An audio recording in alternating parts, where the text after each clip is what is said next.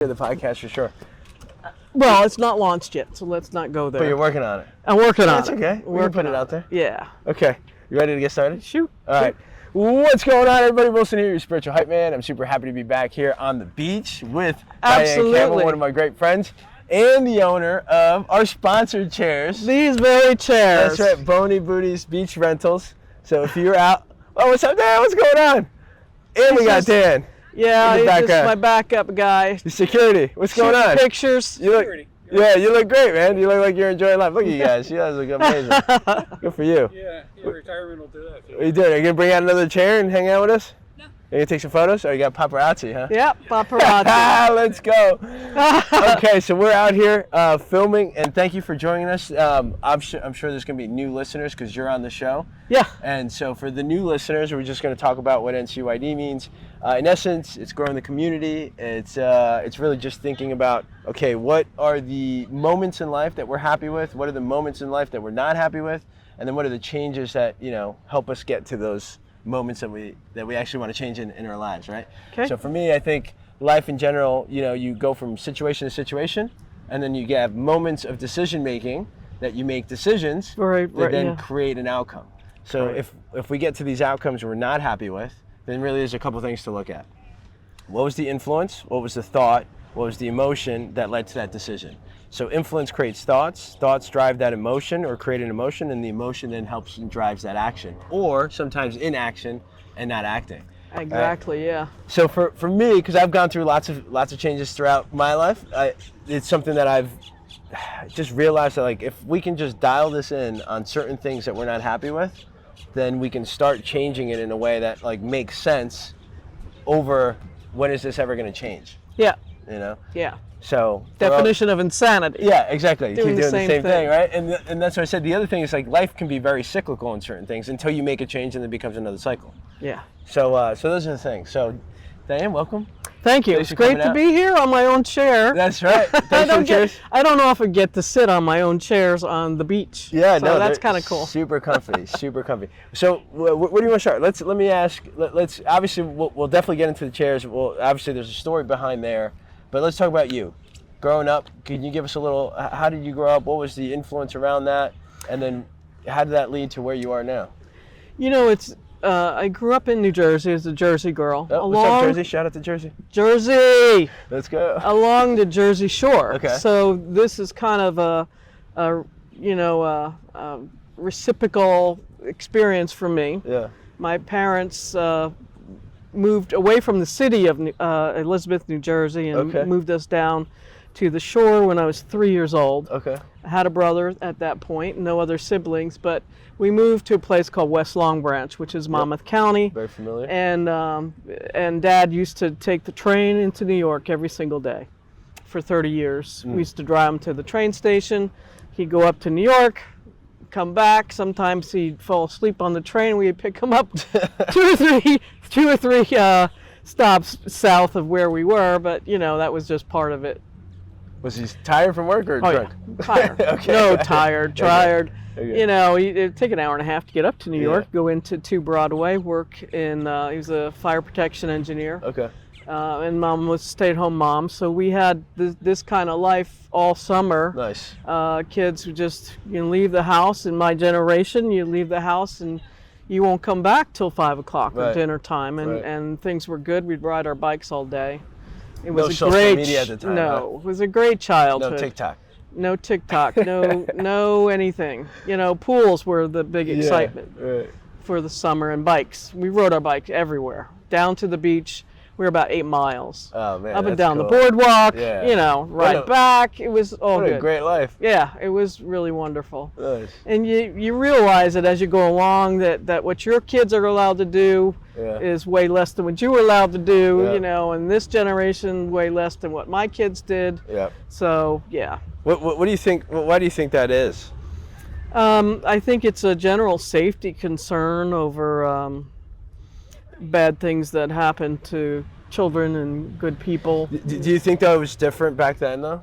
As far Don't know. I was totally oblivious to that. It may or may not have happened. I'm sure it did. Yeah, I think part of that is like you see more of that now. Like more awareness. You're more, yeah. There's more people awareness coming out and saying, Yeah. "Listen, I was abused Yeah. inside this faith, or I was abused by this neighbor, or you know, whatever we were the case." just talking about It that. wasn't my experience. Right. You know, we didn't have any of that sort of thing. Yeah, good. Thank goodness. Yeah, for sure. But from Jersey, we got married in 1989, Dan and I. Cool. And kind of knew at that point that buying a house in Jersey was kind of difficult, and you were going to get, you know, a smaller kind of house. Yeah. It'd be way more expensive than moving south. So we looked in 4 different states: North Carolina, Tennessee, south of Florida, and Georgia. And Georgia was the last place we thought we'd end up being. But it had the technology, it had the housing that we could afford, and we were fortunate to move after we both lost our jobs, and we were about to start a family. So we knew it was now or never. How pretty was that? much. When How's you both, what? Like you both lost your jobs while starting a family? Well, in New Jersey, we lost our jobs, Yeah. and Dan was actively looking for work. What was that like though? Like feeling wise, were you guys like, what the fuck are we gonna do? Well, no, I think the decision to move was already made. It was just that helped us make it faster. Got it. So yeah, in our search, you know, we were looking for affordable housing, technology-based area, and just a nice area where we could get jobs. So Georgia was it. North of Atlanta ended up being the place for us. Little did we know it ended up being one of the 10 counties for growth in the nation at the time. It's like, who knew? Yeah. But it was a wonderful place to raise kids. We were able to purchase a new house, and then again another new house in Georgia, you know, in the... Nice. How long did you live in Georgia for? 30 years. Wow. Okay. 30 years. It was a great place to raise children. Our other 2 girls are still there. The oldest one is here in Jacksonville. So it's turned out really great for us. A good decision. After 30 years, we're in the semi-retirement mode, so it was time to consider moving again to a place where it still had good health care. The jobs weren't so much important because COVID, and Dan was still kind of working from home at that point. Cool. In his job, he was able to dial in and maintain the same salary with the same company in Georgia, so we were just like, let's go. Yeah, awesome.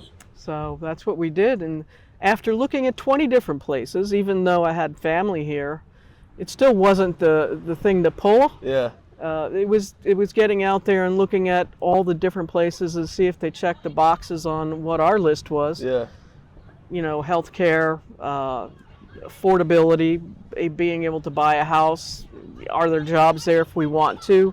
All those kind of things are important for family and living. And then ironically, it was after I walked out of a house in Richmond Hill, Georgia, I said to Dan, I said, you know, it's Palm Coast. I just knew it at that point. I walked out and I knew that this was where we needed to be. Damn. And because I had 2 brothers here and parents that moved here after their retirement, it was an easy transition for us, somewhat easy, for a lot of different things, but hard on other ways.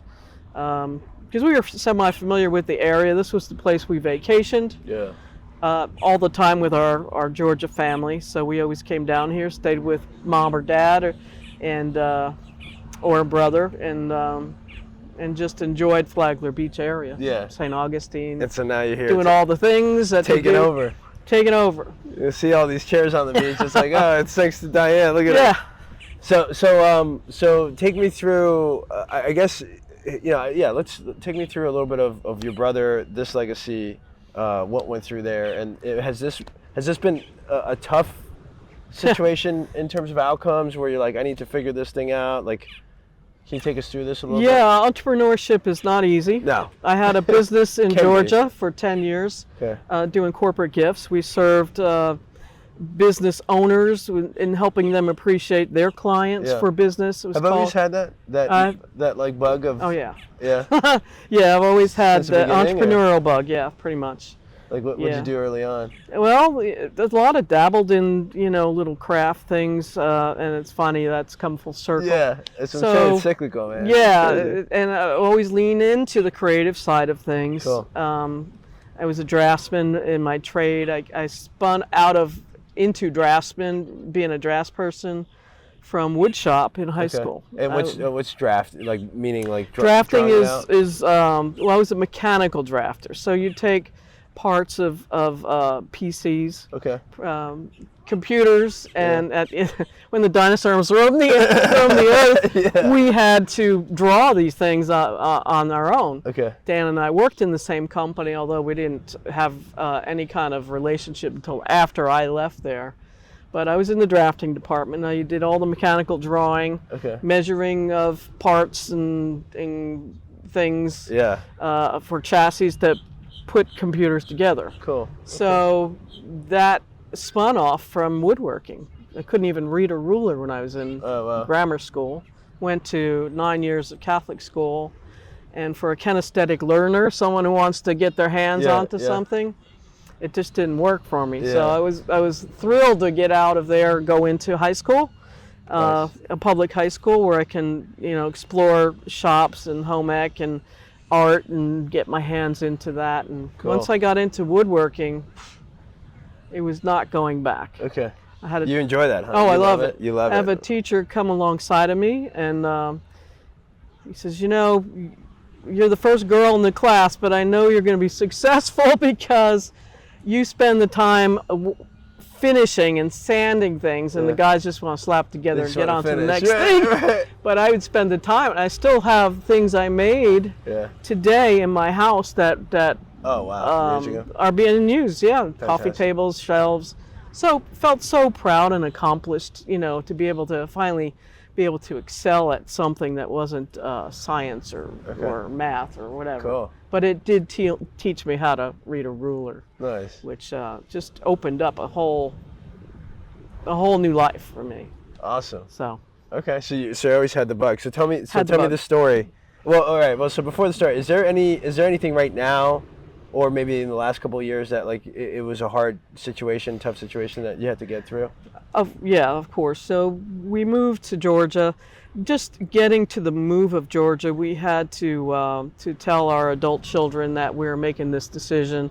They were in our house still, and they were doing their jobs, but they were kind of dragging their feet a little bit on what to do in life and how to move forward into adulthood. So we kind of knew that we had to help them get to that point. By moving, push them sort of. Yes, I wanted them to get out of the nest and be able to fail while they were still young and could recuperate, rather than later in life when you couldn't really, it would be just a longer recuperation time. Right. And growing up time. And that was a very hard thing to do, emotionally straining on both of us, very stressful on them because they had plans, but they weren't put in place on their time. It was put in place pretty much on our time. Right. So we gave them a deadline, put the house up for sale, and they had to find their apartments and literally maintain their jobs and find their way, which it did cause a little bit of emotional stress and grief for them, but ultimately it's come back full circle. Yeah, and of course. They haven't said you did a great job of kicking us out of the house, but not yet. No, it'll take some time. They will. They'll appreciate it later. That's funny. That's funny because But super hard. Yeah, I know. Because you love your kids. Right. You don't want, and girls too. You don't want to put them out on the street corner or under a bridge with a cardboard box. Yeah. But at the same time, they have to figure it out. If it means they have to hustle to do it, then that's what we had to do. Yeah. You hustle to do it. I agree. I think there's a level of, like, even now with our kiddos or our one kiddo that's left in the house, it's kind of putting them in scenarios and situations. Because like, I feel the same thing too. It's like generational wise, it's like how you grow up, or there's differences of like, hey, go figure this out. Like, go do it on your own. Or even like going out, when you're saying riding your bike from here to here and you were out for the rest of the day, like it was sort of on you to figure some of these things out. where I think it's a lot different now, where more and more kids are just at home, sort of in their room doing their thing. We kind of don't. So leading up to that decision, were you and Dan like talking about it, and then like was the initial like strife, like you're like, I don't know how they're gonna feel, or it's like, no, this is definitely gonna be for their best?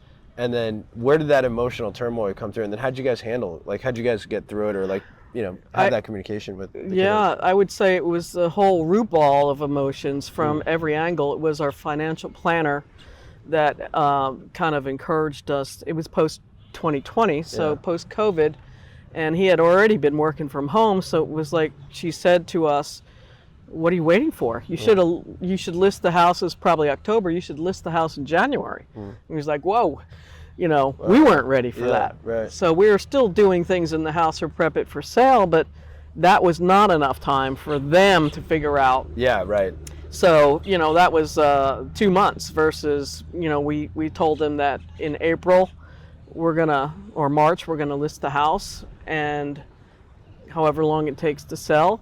And so make your plans. There's just a change in terms of like right. how quick. We initially told them 5 years, and that they called us on the carpet on that. Well, you said. Yeah. But all in with our searching and prepping ahead of time, looking at houses in different areas and studying where we wanted to go. Yeah.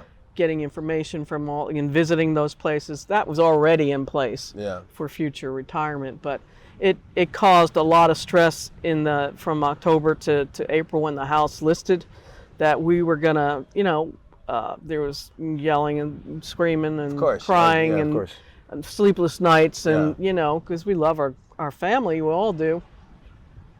But when we finally listed the house, it sold like right immediately. Wow, because we were in that market. Everybody was thinking, hey, I can work from home now. Yep.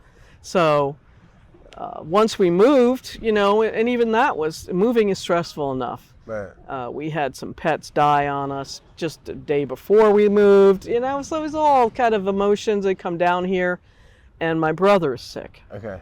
He wasn't initially had the diagnosis, but and we had planned on Bony Booties, this business, before I left Georgia.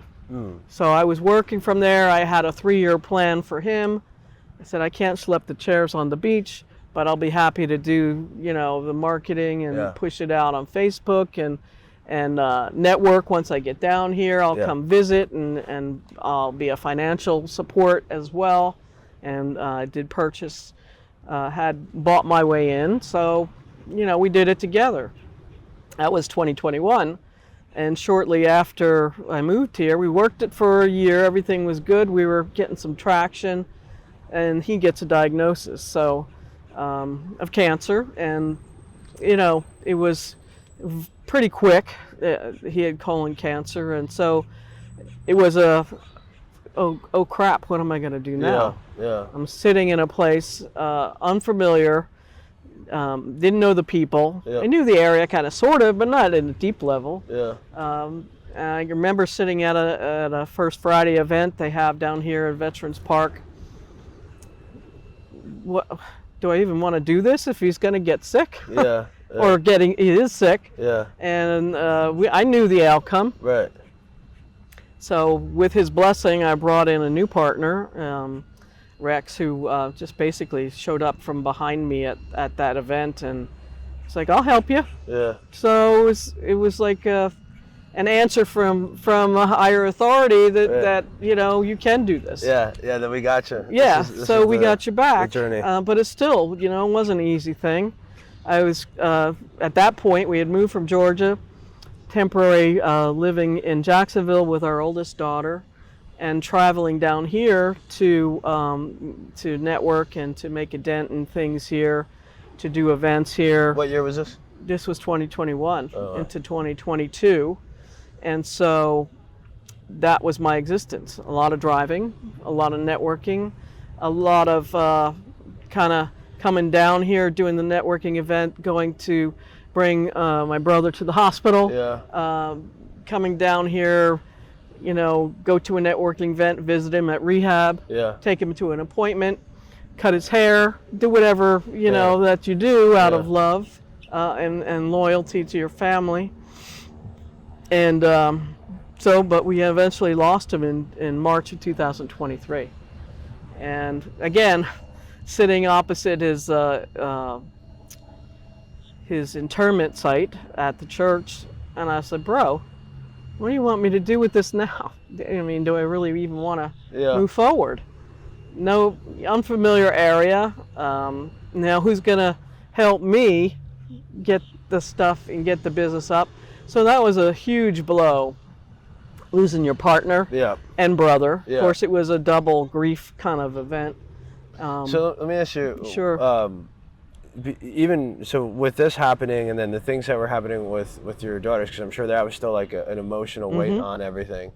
How are you dealing with the emotions? Because like, when I see you, you're pretty even keel. You know, you're like Zen sometimes. I'm like, what the fuck? What is she smoking? Because like thinking about all these things that you got going on, how did you deal with some of these emotional? Obviously, like, you know, between the daughters and your brothers, how did you and Dan kind of get through that? You know, that's a good question. I would say my faith is what keeps us grounded. But you said Zen, that's just my personality. I'm introverted in a lot of ways. I ponder, I think a lot. You know, I talk to trusted people, friends and not even family, but friends that are in business that understand what's going on. From a business standpoint, what you have to do, how you have to behave, you know, and just put my head down and just grind. I got a part-time job to supplement in those grief periods, you know, to make money, to kind of do what I thought I needed to do in the business. So that really kind of just stay busy. I was keeping busy, doing the things that business owners do, get out there, network. And then what about with your daughters? Like, did you and Dan talk a lot about like the emotions and stuff like that? Like, is that your partner? Yeah, father-daughter relationship is pretty special. And he's softer on the girls than I was. I mean, that's just his nature. But the love has always been there. But we kind of picked up the pieces of that, even though they had bitterness, they didn't really want to be separated from us. You know, and our oldest daughter is pretty level-headed, so she was kind of bridging the gap between emotions of how they were feeling and the emotions of how we are feeling and what we needed to do to plan for retirement. We discovered in our late 50s that our runway is getting shorter. You know, so how do you get your plane to take off on that runway if you're financially not ready to do that? So it was like, you know, a wake-up call. It was our financial planner gave us this packet, asked us all these questions. Where do you want to be in XYZ years out? And I was like, we both were like, we got to do something. And we have to do it fast. Because, you know, when you're in the weeds, parenting and raising kids and all that, you don't get to save a lot of money. At least we didn't get to save a lot of money. Fortunately, he had a job that was paying really well. So we were able to catch ourselves up and make some strategic moves there to handle that. And how old were the kiddos? Oh, they're, you know, when we moved, they were maybe 24 and 28. So it was time. And they chose not to go to college. So that kind of made it a little bit harder for them to get their feet under them. Is that something between your daughters now that like you're still working through, or like is there still some leftover of that stuff, and then internally with you as well? Actually, I kind of feel like we come full circle, but we've evolved into what I would call adult friendships. Our oldest daughter is, you know, we listen and talk with her a lot. She advises us on you know, what she thinks. Well, obviously it's our decision, but we heed the advice. And the other daughters are, you know, because they're just now on their own, one is coming back around. There's love there. There's family time there. There's, their lifestyle is their lifestyle, and I have to respect that. And a parent has to back off at that point. If you chose to, you and your husband, to move forward into your semi-retirement life, then you have to back off on parenting. Yeah. So, and that was a transition for both of us. But, at the end of the day, we all love each other. They say that. They come visit. They do what they can. But I think it's better. Yeah. It's better.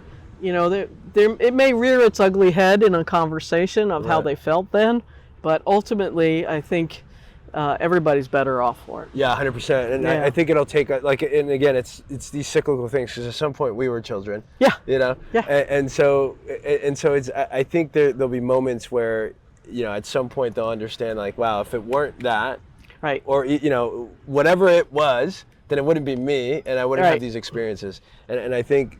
Ultimately, I think that just happens, right? Like, I think it happens in every generational. I moved out of the house at 21, and I never moved back. Yeah. So that was kind of foreign to me to continue to live there, and so I wasn't totally empathetic about that situation. I was more kind of worried that you got to move forward. Yeah. You can't sit home and they weren't gamers or anything on the computer all day. They worked, but you got to figure this out. This is a life thing. This is going to be your life. We're not going to be here for all of your life.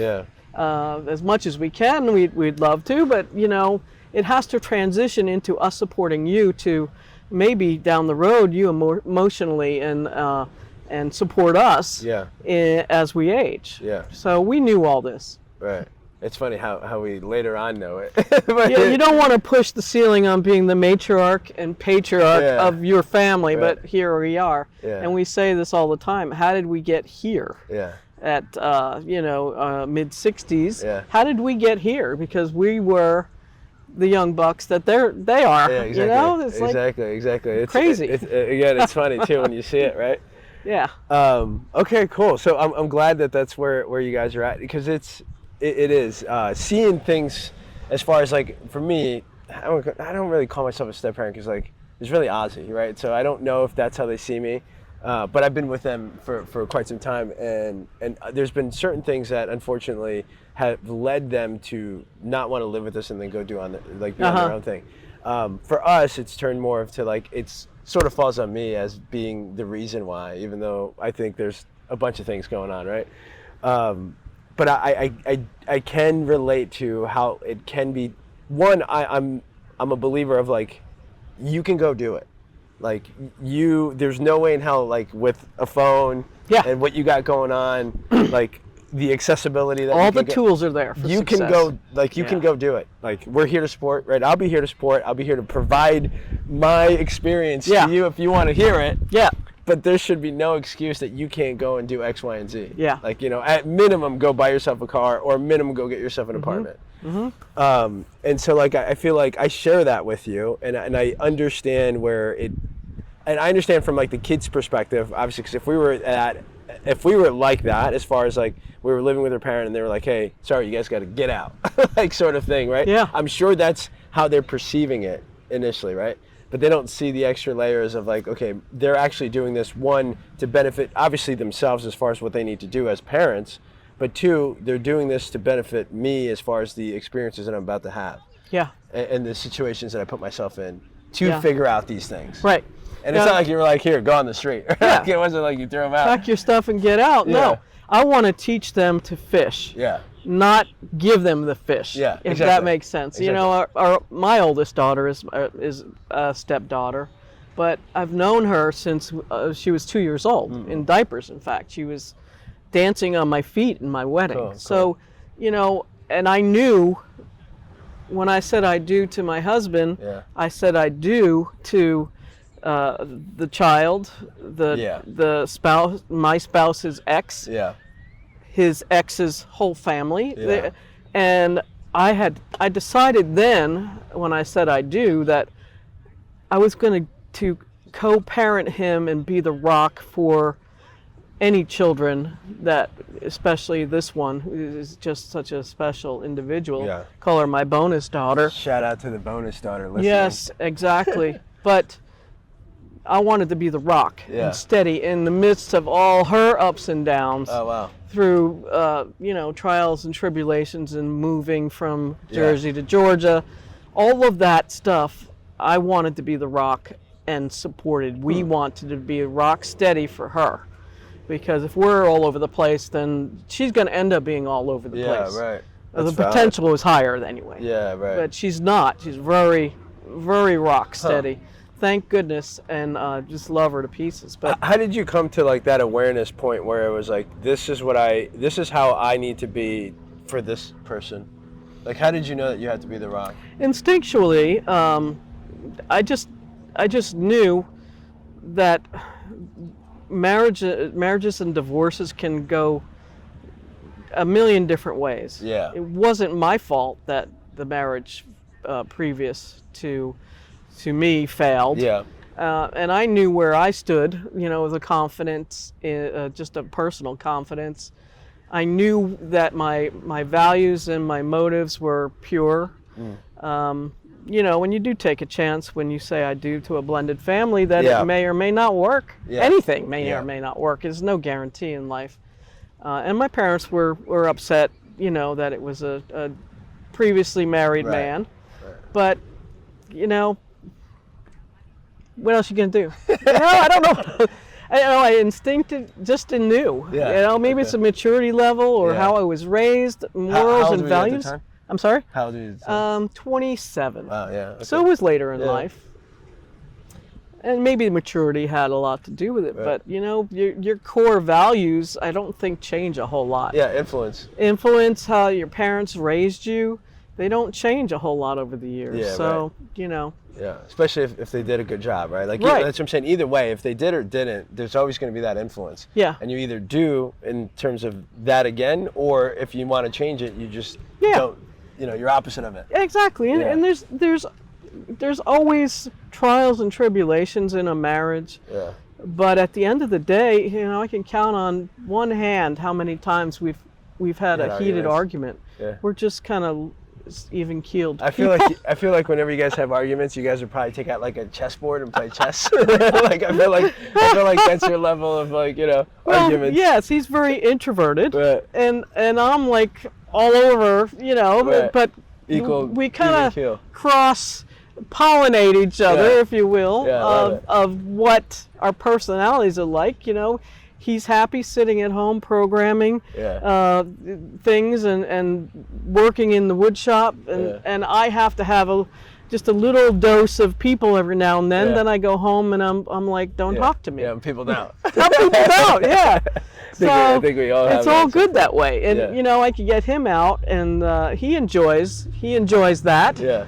And that's enough. Let's go home, and we go back to live in our private lives and talking or not talking. We Yeah. don't have to talk every second of the day. That's funny. So No, it's great. It's so a couple of things that come up. It's like just one, the importance of having somebody like that, right? Like, definitely. I feel like having that support partner and spouse, whoever that may be to you, I think it's super important. I obviously have that in Patty, because I feel like it can get lonely at times if you don't have that support system. Yeah, definitely. And I'm not one. If you had to call me confrontational or non-confrontational, I definitely lean towards the non-confrontational. Right. Although I'm half Italian, so it's going to be, I'm going to say what I am. Right. He's totally not. Yeah. Right. So, but it's a good balance. instinctually, I still have to balance that. Yeah. I can't go all red hot chili peppers off of everything. That's right. It just, at the end of the day, what really matters? Yeah. That we talk things through, we communicate, we spend time together, make time for your spouse. Yeah. And he has to be able to stay home and do his thing. He has to be able to let me do my thing. Yeah. I have to have that space to be out and have coffee with somebody and do come your back. But I'm like a connector. I have to be able to connect people from one person to the next. Yeah. And I'm good. Yeah, no, absolutely. And then I would say the other thing too is, and I think it's a little bit of different. I think it's different for people in certain situations, but I think at the basic denominator, there's always a commonality of like, you know, the relationship. When you said I do, you said I do to obviously your partner and the family and everything else.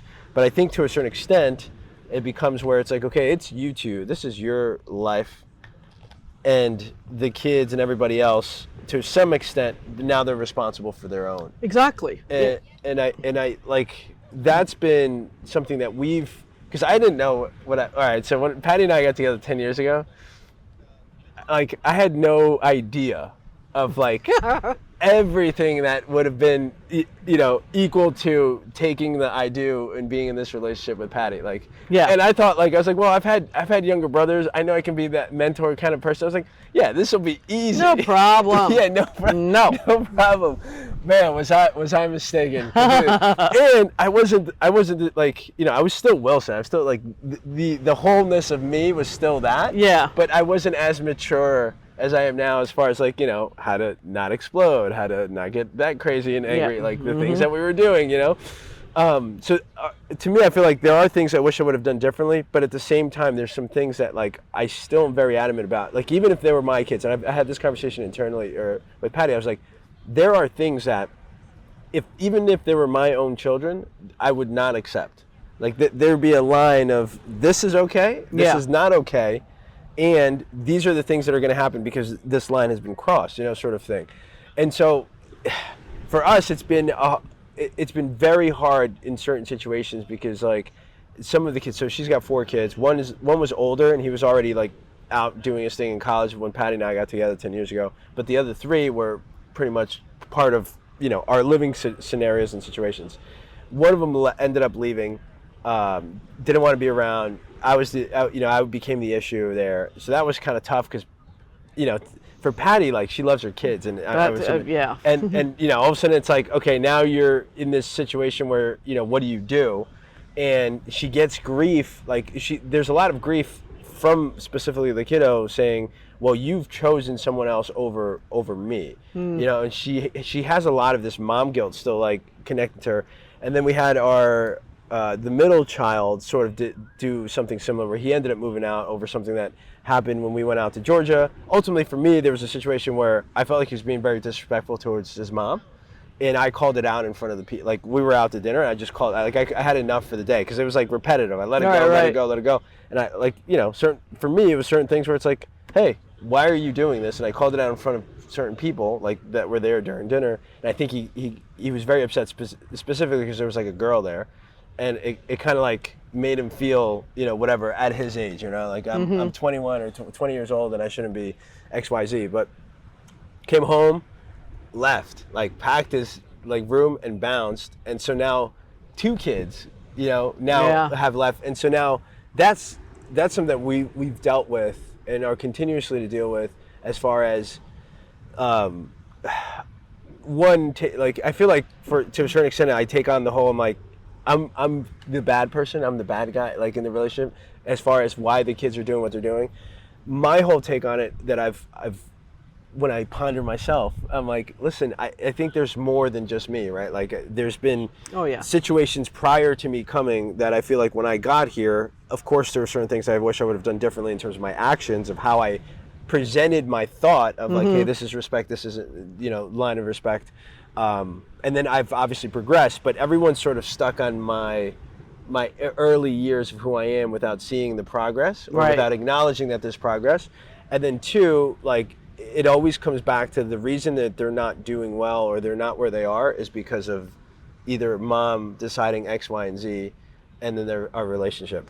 And so the conversation I had with Patty, I'm like, babe, look, sometimes we have to acknowledge, and I've acknowledged and I've apologized for the things that I've done in the past that I wish I would have done different.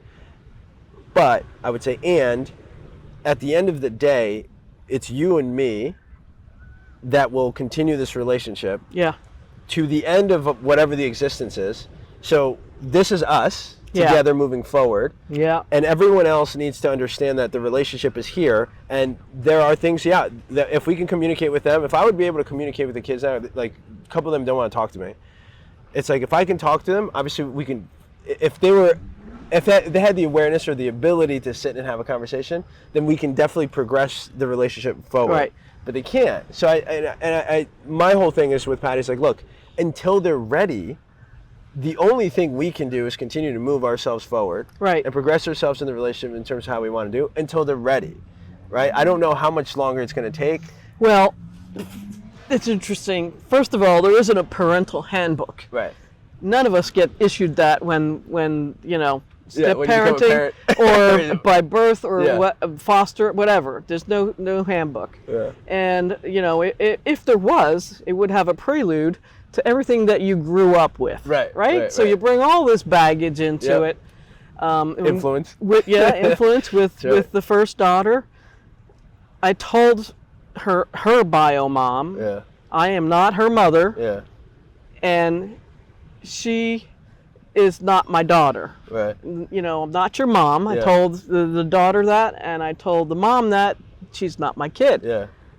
But I don't expect her to call me mom, Yep. and I'm going to treat it like that in my house. There are things that, over the course of the years that just irritate the snot out of you, that the ex does, and the ex does and doesn't consider the kids and whatever the dynamic you want to put there. We won't even go there. Oh my God. But at the end of the day, if this child is in my home, I will parent her with love and discipline like I do the others. So that's just how we did it. Yeah. And by acknowledging up front that I'm not her mom, and I'm not going to step on mom's toes doing the mom things, that you have that right. Man, that's crazy. I like thinking about it now. It's like, I wonder if that would have been a better, like, even if I would have said it in that manner to the kids at least, because like the other parent, don't call me mom, because I'm not. But Yeah. And she's always called me by my first name. And we just have a deep love, and I've been able to bridge wifely emotions around the ex, and because there's family gatherings, and I'm not going to be the one to say, no, I'm not going there because she's here. That's me. I'm not going there because she's here. Yeah. But it's like, this is a co-parenting situation with this oldest one, and we've been able to blend the families together at least for 2 hours. I don't want to spend go buddy and hang out, but No, I get it. for the sake of this child and her stability and the stability of my children seeing, my biological children seeing that, it can work. And sometimes it can work from a distance. Or just for 2 hours. Man. No, because I'm trying to place myself and see if, like, and obviously, and I think it's valid, absolutely. And I just also, my only comeback is like, I reflect back to my scenario. It's like, okay, I guess it just depends on the scenario as well, right? It does. Wow, what an incredible episode. Thank you so much for listening. Stay tuned for part 2 of this incredible story. And don't forget, nothing changes until you do. Peace.